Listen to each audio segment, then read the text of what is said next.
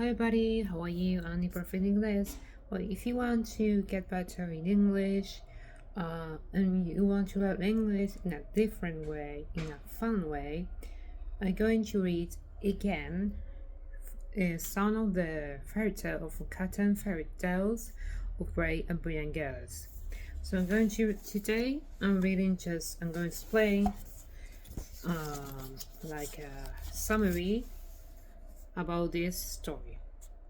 It's called The Daring Princess. Daring Princess means someone that is brave. Daring means brave. It's a story about a girl who has royal parents. She's not like the other princesses that sewing, singing to birds. She likes to go on adventure. Her parents are not agree with that. She's happy in stables. She even chat with a blacksmith. That's why she has a tool belt. She know how to make a sword, how to forge a sword. So I'm going to read an extract of this story. This fairy tale is based on a story called The Iron Staff, which was retold by the Brothers Grimm. So I'm going to read a paragraph. I'm going to show you, so you won't get bored. So as I was saying before, she goes on an adventure.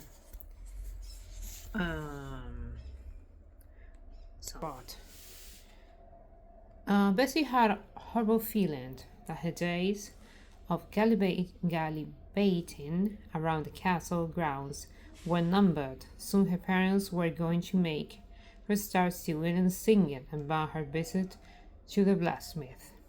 Blacksmith is someone who, for stools, someone who makes tools. That thought that made her want to get as far from the castle as possible. She had fled to the real forest, and now she was lost.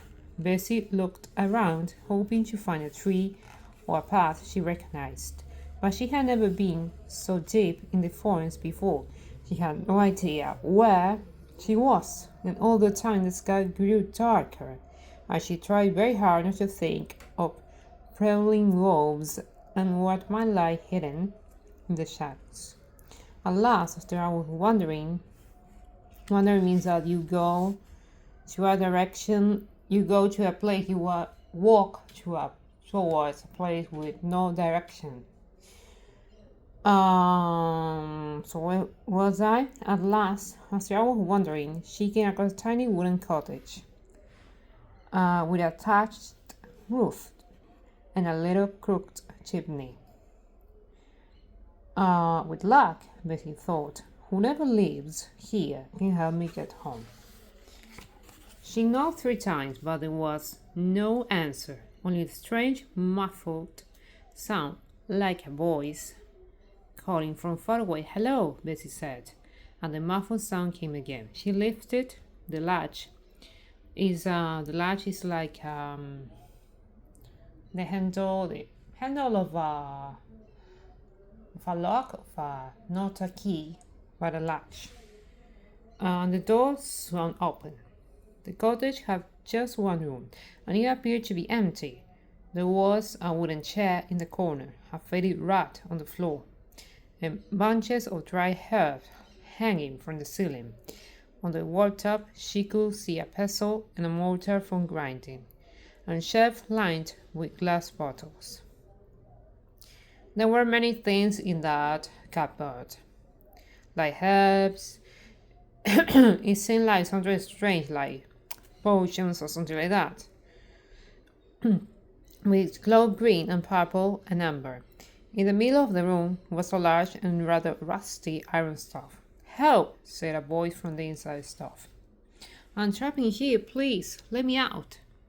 Bessie darted forward and then stopped.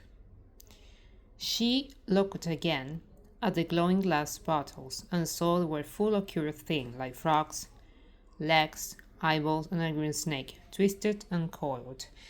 This might be, like I said before, potions from a witch. I must be in a witch cottage, cried Bessie. You are, came a muffled voice from the stove. Then how do I know you're not an evil spirit, or a gremlin, or a troll? Asked Bessie. I'm not, I'm a prince, said the voice. Prince Alfred. There's a tiny crack halfway down. You can see it for yourself. Bessie bent down and peered through the crack. Goodness, she cried. From there inside the stove was a rather squished looking young man. Definitely not a gremlin or a troll, thought Bessie. You poor thing, she said aloud. Don't worry, I'll get you out. She took a knife from her tool belt and began to scrape away at the iron stove until there was a small hole. So she set him free. Hurry, said Prince Alfred. Please hurry. The witch may be back at any moment. Bessie kept going, even though her fingers were sore and her arm ached, until the hole was big enough for the prince to reach out his arm and then a leg. Only a little more, pleaded the prince. Bessie worked as the night drew in, and the moon came out, and at last the prince stood free. Thank you for rescuing me, he said. I'm going to read a little bit more. I owe you my life. A witch has trapped me here until a windy day. She said only a princess could save me. So that's it for today. Hope you like it. Bye bye.